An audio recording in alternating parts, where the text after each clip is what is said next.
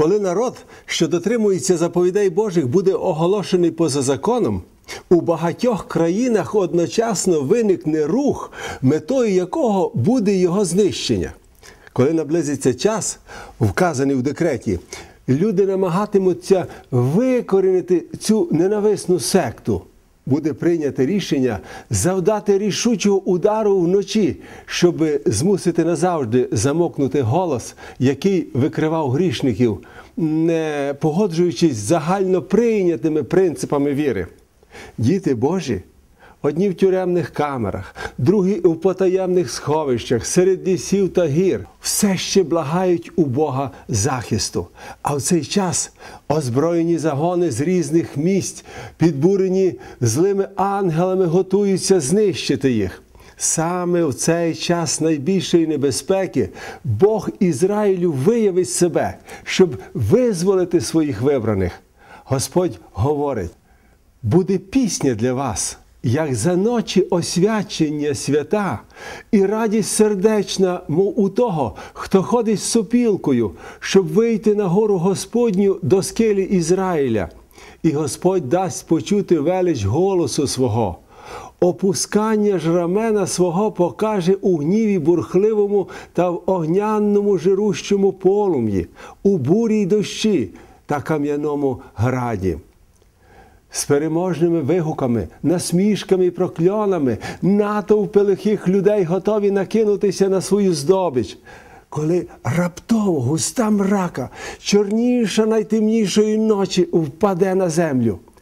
Потім на небі з'являється райдуга, сяюча славою від Божого престолу. Вона охоплює все небо і, здається, оточує кожну групу людей, які моляться. Гнів натовпу ратом вщухає, глумливі вигуки замовкають, люди забувають про свій гнів. Охоплені страшним перечуттям, вони вдивляються у символ Божого завіту і бажають сховатися від його засліплюючого блиску. Народ Божий чує виразний мелодійний голос: «Погляньте вгору». І, піднявши очі до неба, люди бачать райдугу обітниці. Темні грізні хмари, що вкрили небосхил, розсіюються. І вірні, подібно до Стефана, бачать Божу славу і Сина Людського, що сидить на престолі. На його божественному тілі вони помічають сліди приниження і чують з його вуст прохання до Отця і святих ангелів. «Бажаю я, Отче, щоб і ті, кого Ти дав мені, там зо мною були, де знаходжуся я». І знову лунає переможний мелодійний голос. Вони ідуть, святі, невинні та непорочні. Вони зберегли слово терпіння мого, вони ходитимуть серед ангелів. З блідих, тремтячих уст тих, хто міцно тримався своєї віри, зриваються крики перемоги. Опівночі Бог виявить свою силу для визволення свого народу. Раптом з'являться сліпучі у своєму сяйві сонце. Чудеса і ознаки швидко змінюють одні других. Нечестиві з жахом і подивом спостерігають за цими подіями, в той час, як праведники з урочистою радістю вдивляються в ознаки свого визволення. Здається, все в природі перемінилось. Завмирають потоки рік. Темні важкі хмари зіштовхуються поміж собою. Серед розгніваних хмар з'являється смуга ясного неба невимовної слави. Звідти лунає голос Божий, подібний до шуму багатьох вод. Звершилось! Від цього голосу здригається небо й земля. Відбувається сильний землетрус, якого не було, відколи люди живуть на землі. Великий такий землетрус, такий міцний. Небеса то відчиняються, то зачиняються знову. З престолу Божого, подібно до пронизуючої блискавки, сяє слава Божа. Гори хитаються, як тростина, що її вітер гойдає, а пошматоване каміння летить у всі боки. чути ревіння, котре нагадує ревіння бурі. Розбурхане море вирує. Ревіння буревію подібне до голосу демонів, що виконують свою руйнівну справу. Поверхня землі підіймається і опускається, як хвилі на морі, бо її основи захиталися. Осідають пасма гір. Заселені острови зникають, люті хвилі поглинають портові міста, що, подібно до Содоми, стали розсадником розпусти. Великий Вавилон був згаданий перед Богом, щоби дати йому чашу вина його лютого гніву. Град величиною в талант виконує свою руйнівну роботу. Найбільш гордовиті міста землі знищені. Розкішні палаци, на побудову яких великі світу віддали своє багатство, щоб увінчати власне ім'я, на їхніх очах перетворюються в руїни. Падають тюремні стіни, і народ Божий, що був ув'язнений за свою віру, виходить на волю. Могили розкриваються, як ми читаємо у Святому Письмі. І багато з тих, що сплять у земному поросі, збудяться, одні на вічне життя, а одні на наругу, на вічну гедоту. І всі померлі, які повірили у триангельську вістку, виходять з могил прославленими, щоби стати свідками Божого заповіту миру з тими, які виконували його закон. Тоді воскреснуть і ті, котрі прокололи його, як написано в Об'явленні 1 розділі 7 вірш. І ті, котрі знущалися з нього в його предсмертних муках, воскреснуть також злобні вороги його правди, його народу, щоби побачити його в славі та стати свідками тих почестей, котрі будуть виявлені вірним слухняним дітям Божим. Важкі хмари все ще покривають небо, але час від часу пробивається сонце, що нагадує караюче око Єгови. Люті блискавки прошивають небо, огортаючи землю вогнянним покривалом. Пересилюючи жахливий гуркіт грому, лунають таємні страшні голоси, що провіщають долю нечестивих. Не всі розуміють ці слова, та лжевчителям добре відоме їхнє значення. Люди, які ще зовсім недавно поводилися нахабно і зухвало, котрі торжествували у своїй жорстокості щодо народу, який виконує заповіді Божі, тепер охоплені жахом і тремтять від страху. Їхні зойки та голосіння пересилюють шум розбурханих стихій. Нечестиві духи визнають божественність Христа і тремтять перед Його силою, тоді як люди просять помилування, божеволіючи від страху. Пророки минулого, побачивши у святих видіннях День Божий, говорили, читаємо: «Голосіть, бо близький день Господній, від всемогутнього прийде немов зруйнування.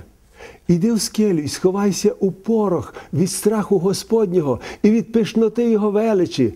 Горді очі людини поникнуть, і буде обнажена людська високість, і буде високим сам тільки Господь того дня. Бо настане день Господа Саваота на все горде і високе, і на все висунене, і понижене буде воно. Покине людина того дня божків срібних і божків своїх золотих, що собі наробила сама, щоб їм вклонятися, кротам і кажанам, щоб піти у печери і розщілені скелі від страху Господнього і слави величчя Його, коли прийде Він острах збудити на землі». Крізь щілину між хмарами сяє зірка, і блиск її на тлі темряви здається особливо яскравим і сліпучим. Вона вселяє надію і радість у серцях вірних дітей Божих, а порушники Божого закону бачать в ній предвісницю гніву і покарання. Ті, що пожертвували всім заради Христа, тепер перебувають у безпеці, в таємному, неприступному Божому сховищі. Вони були випробувані перед усім світом і перед тими, що зневажають істину, засвідчили свою вірність тому, який помер за них. Дивна переміна відбувається з тими, хто навіть перед лицем смерті залишається вірним своїм переконанням. Враз вони відчули себе звільненими від страшної тиранії людей, котрі перетворились на демонів. Їхні обличчя нещодавно бліді, стурбовані й виснажені, тепер світяться подивом, вірою і любов'ю. Їхні голоси зливаються в переможному співі. Бог для нас охорона та сила, допомога в недолях, що часто трапляється. Тому не лякаємося ми, як трясеться земля, і коли гори зсуваються в серце морів, шумлять і киплять води його. Через велич його тремтять гори. В той час, як ці слова святої надії підносяться до Бога, хмари розступаються, відкриваючи ясне зоряне небо, невимовно прекрасне в порівнянні з похмурими сердитими хмарами по краях горизонту. З відчинених воріт випромінюється слава небесного міста. Потім на небі з'являється рука, що тримає дві складені разом кам'яні скрижалі. Пророк говорить: «І небеса звістять правду Його, що Бог, Він суддя». Святий закон – це праведність Божа, яка проголошена серед грому та вогню на горі Синаї, як закон життя, тепер постає перед людьми мірилом суду. Рука розгортає скрижалі, і люди бачать 10 заповідей, написаних немов вогняним пером. Слова настільки зрозумілі і виразні, що всі можуть прочитати їх. Пробуджується людська пам'ять. Мряка забобонів і єресі, що огортала людський розум, зникає. І 10 Божих заповідей, стислих, всеохоплюючих і авторитетних, постають перед усіма мешканцями землі. Неможливо описати жах і відчай тих, хто нехтував святими Божими вимогами. Господь дав їм свій закон. Вони могли порівнювати з цим еталоном власний характер і виявити свої недоліки, коли ще була змога покаятись і виправити своє життя. Але щоб заручитися прихильністю світу, вони знехтували його заповідями і навчили інших порушувати їх. Вони намагалися примусити і народ Божий опоганювати його суботу. Тепер їх осуджує той же закон, яким вони знехтували. І з жахаючою ясністю вони починають усвідомлювати, що для них немає виправдання. Вони зробили вибір, кому служити і поклонятися. І як пише Господь через пророка: «І ви знову побачите різницю між праведним та нечестивим, між тим, хто Богові служить, та тим, хто не служить Йому». Вороги Божого закону, від служителів до найпростіших людей, отримують тепер нове уявлення про правду та обов'язок. Надто пізно вони зрозуміють, що субота 4-ї заповіді є печаткою живого Бога. Надто пізно вони усвідомлять справжній характер своєї фальшивої суботи і те, що вони будували на піску. Вони зрозуміють, що боролися з Богом. Учителі церкви вели душі до загибелі, запевняючи, ніби ведуть їх до воріт раю.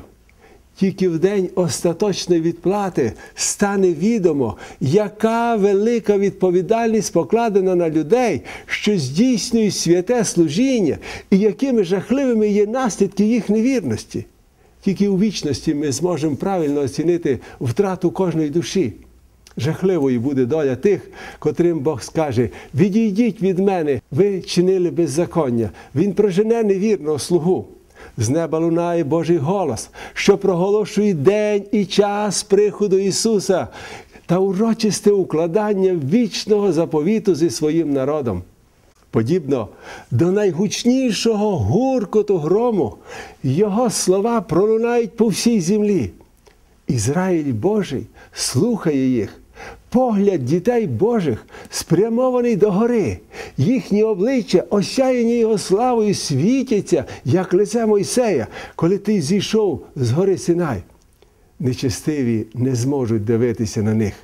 І коли проголошується благословення над тими, які шанували Бога, дотримуючись і Його святої суботи, залунають гучні вигуки перемоги. Незабаром на сході з'являється невеличка темна хмаринка, величиною в половину людської долоні. Вона оточує Спасителя і на відстані здається темною. Народ Божий знає, що це ознака появи Сина Людського. В урочистій тишині вони уважно спостерігають за тим, як вона наближається до землі, роблячись світлішою і прекраснішою, поки нарешті не перетвориться у велику білу хмару, в основі якої є слава, подібна до поїдаючого вогню, а над нею райдуга заповіту. Ісус гряде, як могутній переможець. Тепер Він прийде не як страдник, щоб випити гірку чашу ганьби і страждання, але як переможець на небі і на землі, щоби судити живих і мертвих. Він вірний і праведний, який справедливо судить і воює, а війська небесні йшли слідом за Ним. Його супроводжує сила селенна святих ангелів, які співають небесні гімни. Здається, все небо заповнене сяючими істотами. Десятки тисяч і тисячі тисяч. Людське перо не в змозі описати цю сцену. Розум смертної людини не може збагнути цієї величі та краси. Велич Його вкрила небо, і слава Його стала повна земля, а сяйво було наче сонячне світло. У міру наближення цієї жахливої хмарини кожне око бачить князя життя. Терновий вінець більше не спотворює його святе чоло. Його прикрашує діадема слави. Сяйво від його обличчя яскравіше за сяйво полуденного сонця. І він має на шаті і на стегнах своїх написане ім'я «Цар над царями і Господь над панами». У його присутності обличчя всіх поблідли. І почуття безмежного страху та розпачу огортає тих, хто зневажив милість Божу. Серце мліє, коліна трясуться, і обличчя всіх потемніли, як пише пророк Наум. Праведні тремтяче запитують, хто може встояти? Змовкає спів ангелів, і наступає страхітлива тиша. Потім чути голос Ісуса: «Досить для тебе благодаті моєї». Обличчя праведних світлішають, і серце кожного сповнюється радістю. Ангели беруть на тон вище і продовжують співати, наближаючись до землі. Цар царів сходить на хмарі, оточений палаючим вогнем.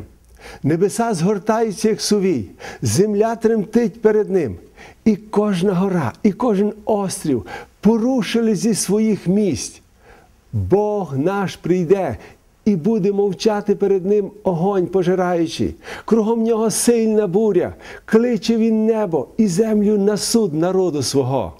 І царі земні, і вельможі та тисячники, і багаті та сильні, і кожен раб та кожен вільний поховались у печери та в скелі гірські та й кажуть до гір та до скель: «Поспадайте на нас і позакривайте ви нас від лиця того, хто сидить на престолі, і від гніву агнця, бо прийшов великий день гніву його, і хто може встояти?»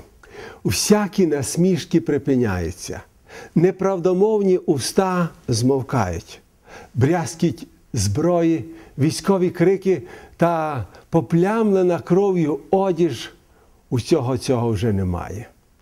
Чути лише молитви, голосіння та плач. З уст, які ще недавно глузували, зривається вигук: «Настав великий день гніву, і хто може встояти?» Нечестиві благають, щоб гори та скелі покрили їх, аби тільки не бачити лиця того, ким вони знехтували. Їм знайомий цей голос, його чують навіть мертві. Як часто із сумом та ніжністю він кликав їх до покаяння. Стільки разів вони чули його у зворушливих благаннях свого друга і відкупителя. Тих, що відкинули його благодать, ніхто не може засудити з такою силою і справедливістю, як цей голос, що стільки часу їх закликав. Наверніться, наверніться з ваших злих доріг, і навіщо вам помирати? О, якби це був для них незнайомий голос! Бо кликав я, і ви відмовились, простягав руку свою, та ніхто не прислухався, і всю раду мою ви відкинули, картання ж мого не схотіли. Цей голос пробуджує в них спогади, які вони з радістю стерли б із пам'яті, знехтувані перестороги і заклики, невикористані переваги знову звертаються до них із середини, із їхнього серця. Христа бачать і ті, які знущалися над його стражданнями. З хвилюванням і страхом вони пригадують слова страждальця, урочисто сказані ним у відповідь на закляття пересвященника. «Відтепер ви побачите Сина Людського, що сидітиме праворуч сили Божої і на хмарах небесних приходитиме». Тепер вони бачать Його у славі. Їм доведеться ще побачити Його, коли Він сидітиме по правиці Бога. Тут також і ті, котрі заперечували Його божественність, коли Він називав себе Сином Божим. Тепер вони мовчать. Тут і зухвалий Ірод, що насміхався над царським титулом Ісуса і давав наказ своїм воїнам коронувати Його на посміх. Тут стоять і ті, чиї нечистиві руки одягнули Його в багряницю, поклали на Його святе чоло терновий вінок і, вклавши в Його покірну руку тростину, кланялись Йому, виявляючи богозневагу. Люди, що били князя життя і плювали в Його лице, тепер відвертаються від Його всепроникаючого погляду і хотіли б втекти, щоб тільки сховатись від сліпучої слави Його присутності. Ті, що забивали цвяхи в Його руки і ноги, воїн, що проколов йому бік, тепер жахом і соромом дивиться на сліди, що залишилися на Його тілі. Зі страхітливою виразністю священники і старішини пригадують події, які відбулися на Голгофі.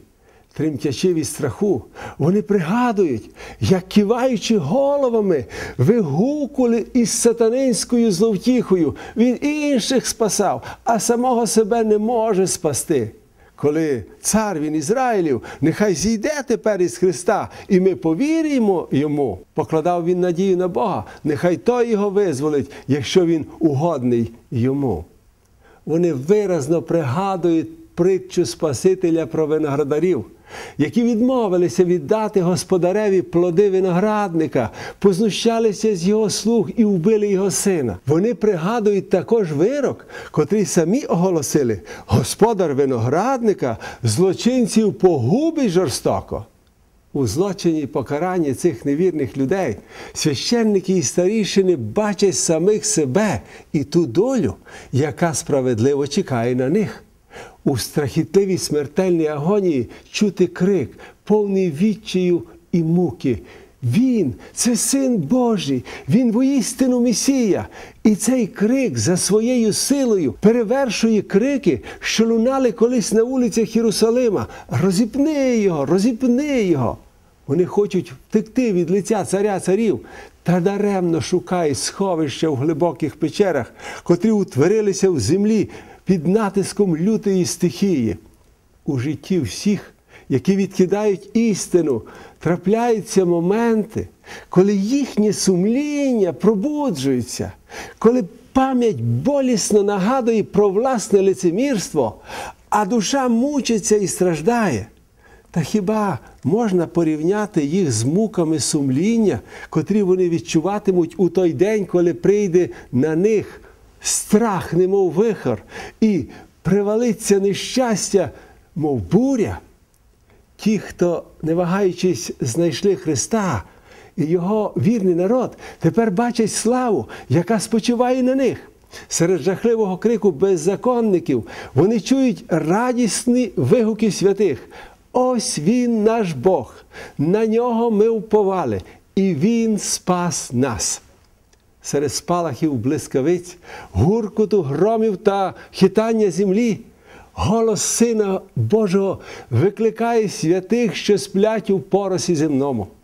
Він дивиться на могили праведних, звівши руки, гучним голосом промовляє: «Прокидайтесь, прокидайтесь, пробудіться, ви, що спите в поросі, вставайте». На всіх широтах землі мертві почують його голос і, почувши, оживуть. Земля здригнеться від кроків великої армії, воскреслих з усього племені і язика, народу і люду. Вони виходять з полону смерті, задягнені в безсмертну славу з вигуками: «Смерте, де твоє жало? Могило, де твоя перемога?» Голоси живих праведників і воскреслих святих зливаються в тривалих, радісних і переможних вигуках. Усі виходять з могил, маючи ту саму будову тіла та риси, що й до смерті. Серед воскреслих Адам відмінний, своїм високим ростом і величною поставою. Він тільки трохи поступається перед Сином Божим. Адам разюче відрізняється від людей наступних поколінь. Уже навіть у цьому стає помітним виродження людського роду. Та всі воскреслі мають силу та свіжість, притаманні вічній молодості. На початку людина була створена за подобою Божою, не тільки характером, а й зовнішніми рисами. Гріх спотворив, майже знищив божественний образ людині. Та Христос прийшов, щоб повернути втрачене. Він перемінить наше нікчемне тіло на подобу свого славного тіла. Смертне, тлінне тіло, позбавлене привабливості та опоганене гріхом, стане ідеальним, стане красивим. Всі недоліки та фізичні вади залишаться у могилі. Відкуплені знову отримають доступ до дерева життя в давно вже втраченому Едемі і будуть зростати у міру повного зросту, яким володіло людство у своїй славі на початку. Останні сліди прокляття, спричинені гріхом, будуть усунуті, і вірні Христові постануть у красі Господа нашого Бога, розумом, душею і тілом, віддзеркалюючи досконалий образ свого Господа.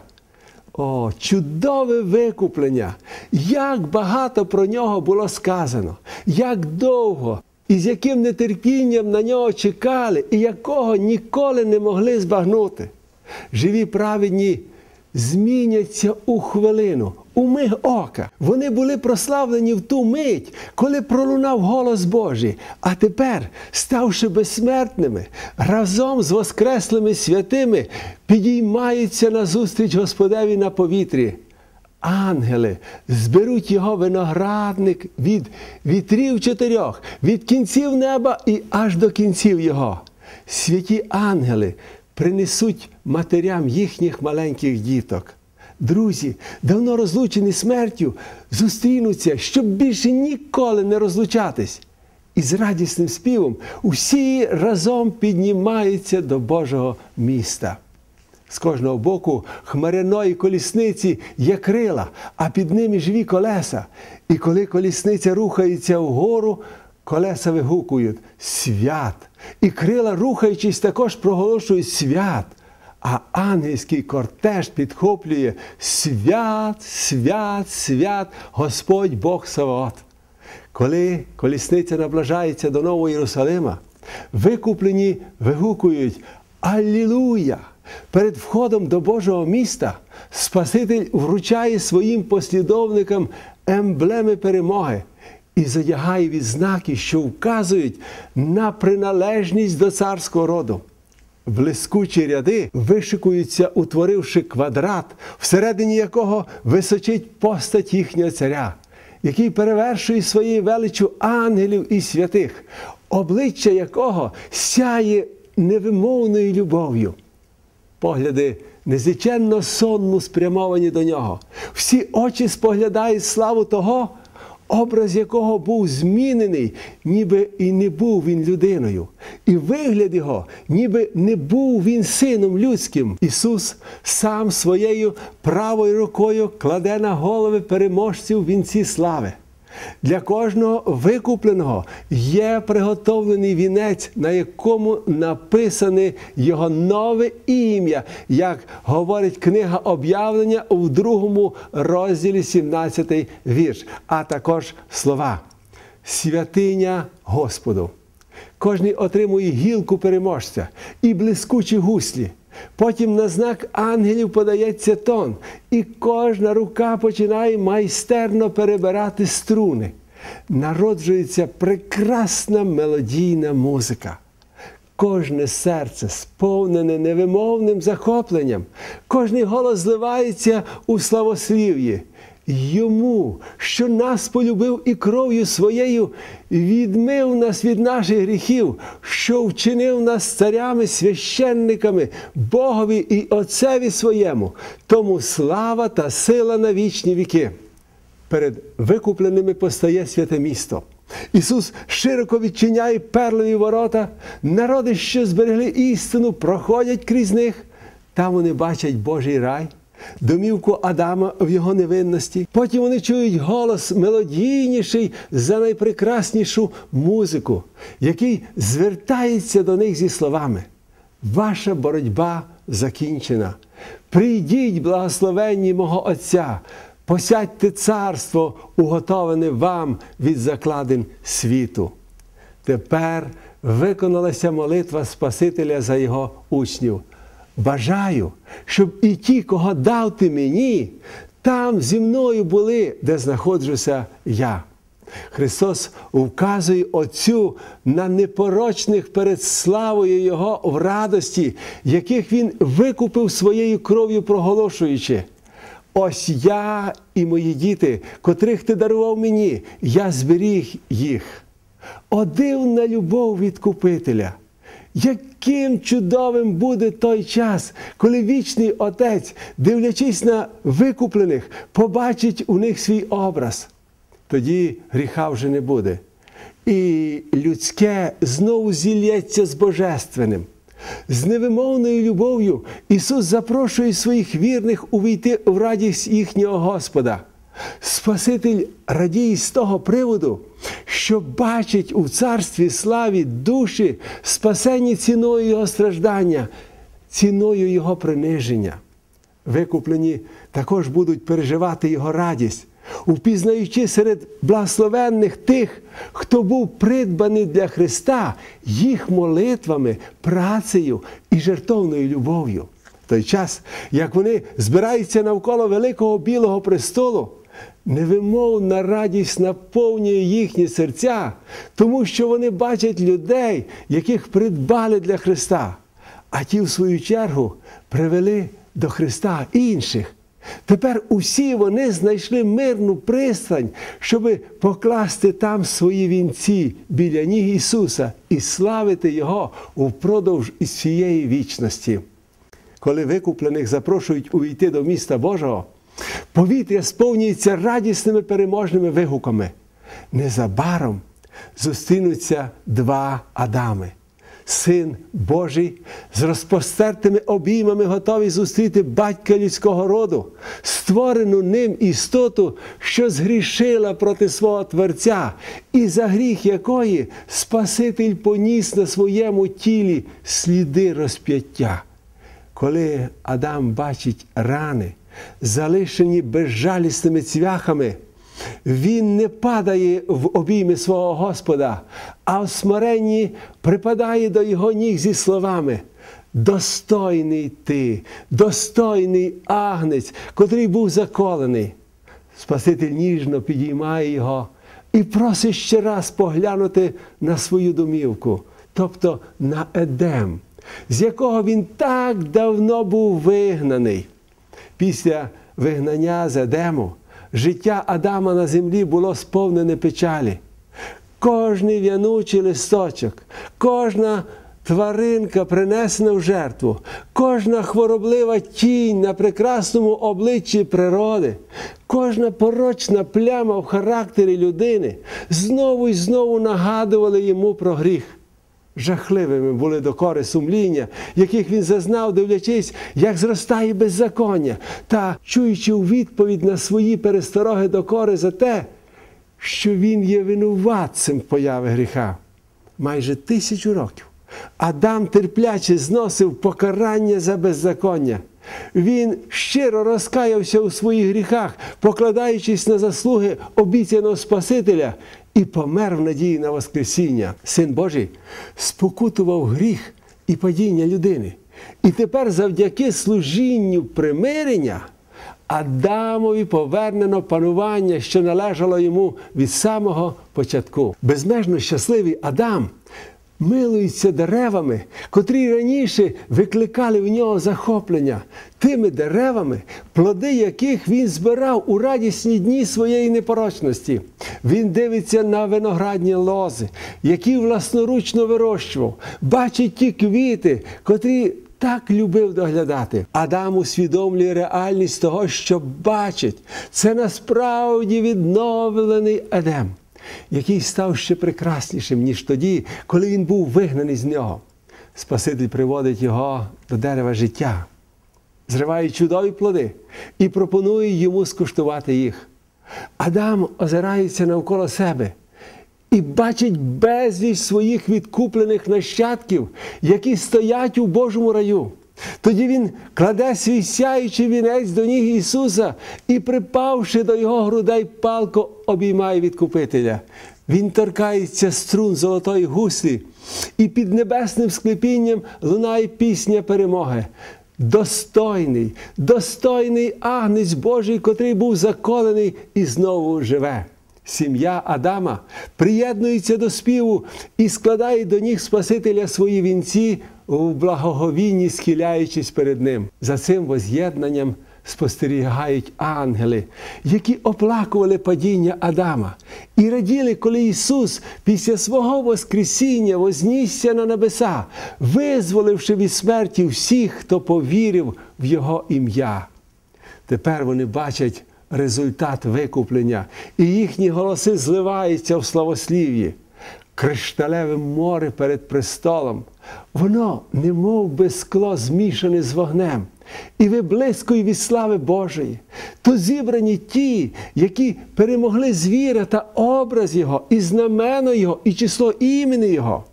Разом з Агнцем, тримаючи в руках гуслі, стоять 144 тисячі викуплених серед людей. Голос гуслярів, що грають на гуслях своїх, подібний до шуму великої води і звуку гучного грому. Вони співають нову пісню перед престолом. Пісню, якої ніхто не міг навчитися, окрім 144 тисяч. Бо це пісня пережитих досвідів, яких ніхто інший не мав. Це ті, які йдуть за Агнцем, куди він іде. Це люди, взяті від землі із середовища живих, первістки Богові і Агнцеві. Читайте про це у 14 та 15 розділі книги Об'явлення. Вони прийшли від великого горя, пережили такий час лиха, якого не було від початку світу. Вони зазнали душевної агонії у час скорботи Якова. Вони були без заступника під час злиття останніх кар Божих. Та все ж вони визволені, тому що обмили одежі свої і вибілили їх у крові Агнця. У устах їхніх немає лукавства. Вони непорочні перед престолом Божим. Тому вони тут, перед престолом Божим, і служать йому в храмі його вдень і вночі. І той, хто сидить на престолі, буде жити з ними. Вони бачили землю спустошену голодом та пошестями, сонце, що мало владу палити людей з сильною спекою. І самі також зносили страждання і голод, і спрагу. Вони вже не будуть терпіти голоду і спраги, і не буде палити їх сонце, і ніяка спека, бо Агнець, який посеред престолу, буде їх пасти і водитиме їх до живих джерел життя, і витре Бог усяку сльозу з очей їхніх. У всі віки вибрані Спасителем, виховувались і навчались дисципліну в школі випробувань. Вони йшли вузьким земним шляхом, очищались у вогні страждань. Заради Ісуса вони зносили нападки, ненависть і наклепи. Вони слідували за Ним, незважаючи на жорстоку боротьбу, виявляли самозречення і переживали гірке розчарування. На власному гіркому досвіді вони пізнали тягар гріха, його силу, усвідомлення провини та горе, яке він приносить, тому вони відчувають огиду до нього.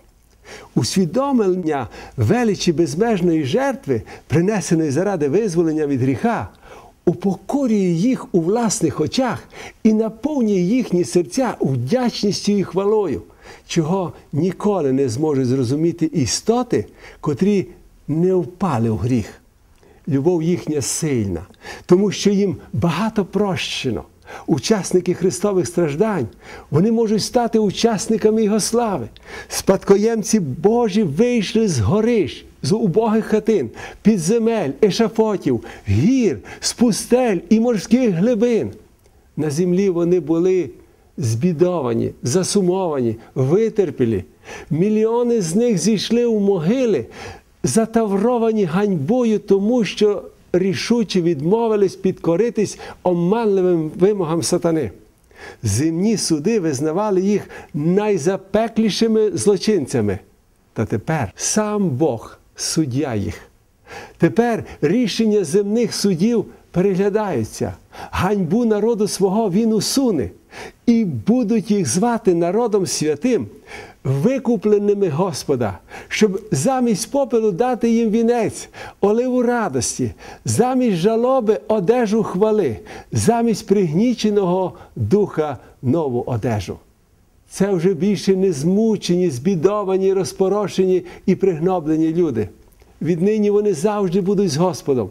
Вони стоять перед престолом, одягнуті в прекрасні шати, яких ніхто з великих світу не носив на землі.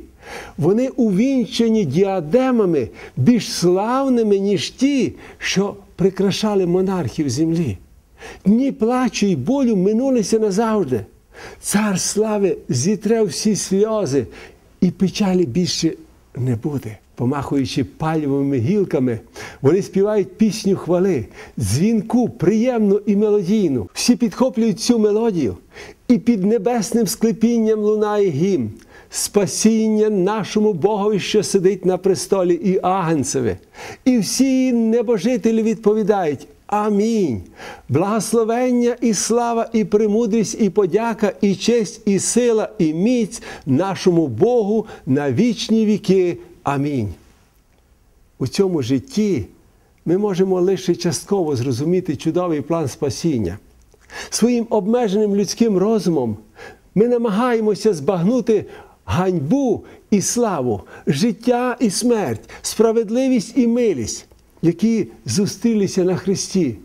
Але як би не напружували ми свої розумові сили, ми не зможемо до кінця зрозуміти значення того, що відбулося на Голгофі. Ми маємо лише слабке уявлення про довжину, ширину, глибину і висоту любові Спасителя.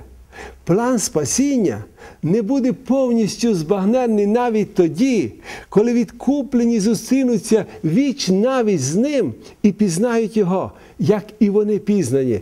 Але впродовж усієї вічності допитливому розумі постійно відкриватимуться нові істини. Хоч не буде вже горя, страждання і спокус, бо причина їх виникнення усунена, народ Божий завжди пам'ятатиме, яка ціна була заплачена за його спасіння. Хрест Христа буде предметом вивчення і прославлення відкупленими протягом вічності. У Христі прославленому вони бачитимуть розп'ятого Христа.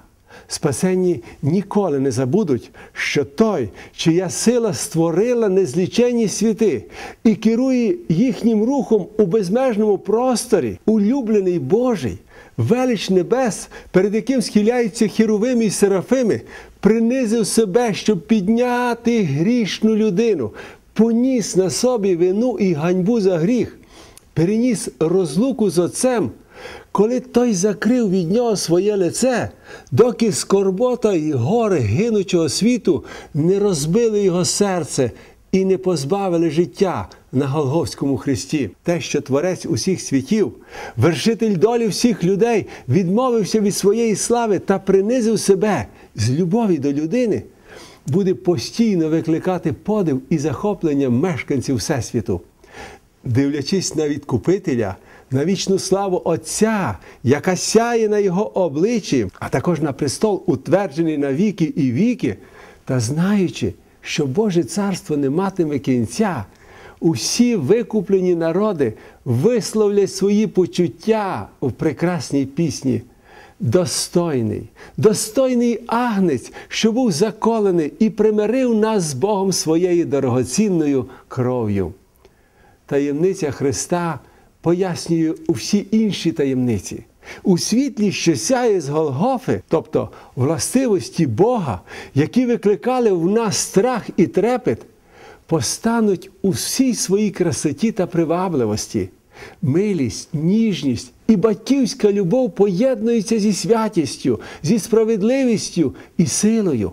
Споглядаючи на велич Його престолу, високо піднесеного, ми бачимо Його доброту і милосердя. І як ніколи раніше починаємо розуміти значення цих сповнених любові слів. Отче наш.